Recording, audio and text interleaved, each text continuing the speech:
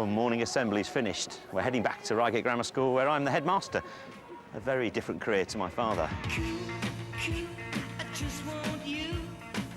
He was Alvin Stardust, and despite his dark and broody image, he'd have been much more at home here at school. He was born Bernard Jewry in East London and then moved to Mansfield. He didn't have a difficult background. In fact, he was a boarder at a grammar school, a bit like this. Like some of our pupils, he started his singing career as a chorister. He also occasionally get up and sing for a group called Shaun Fenton and the Fentones.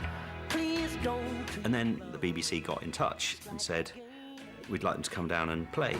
No time for the movie show. And then they had the first few hits. And by that point, he left Bernard Jewry behind and become Shaun Fenton. My mum, she was a dancer. They got together and started a double act, working as Shaun Fenton and Iris. In the early 70s, a record company called Magnet Records had a song called Cuckoo, but they didn't have an artist, and my dad turned up dressed in black leather, and they said, OK, we'll go for that. The song had been selling so fast, it was due to be on Top of the Pops that week. So my dad dyed his hair black. I woke up the next morning, I had blue streaks down the side of my face like this with a diary on that. I didn't know what to do. Rang director inquiries quickly, and I said, excuse me, do you do sideboards ready-made? So he fitted me up with these jet black sideboards, and I stuck them on. I turned up at the BBC TV centre and did Top of the Pops. Suddenly, Alvin Stardust was a massive star. I don't know how much of it is genuine stagecraft and how much of it was just him dealing with the problems of having hair dye all over his face. There was a big image of him being moody.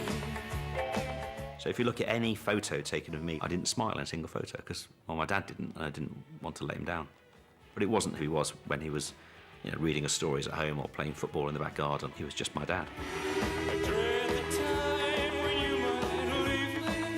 All that success came at a cost. My mum and dad split up, and that was devastating for all of us, really. I missed my dad.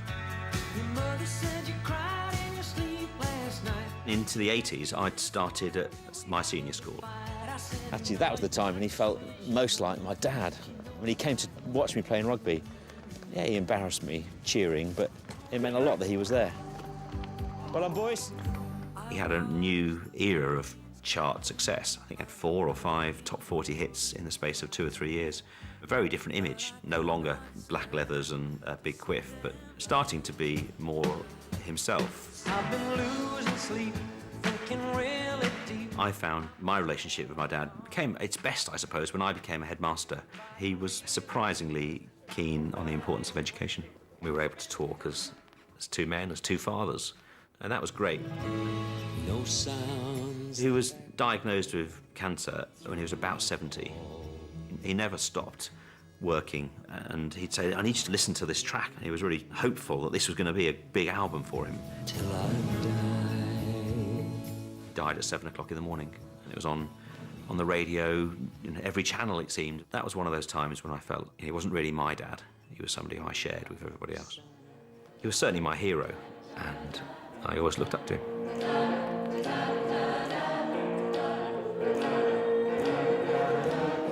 Of course, in teaching, it's the students who are the stars.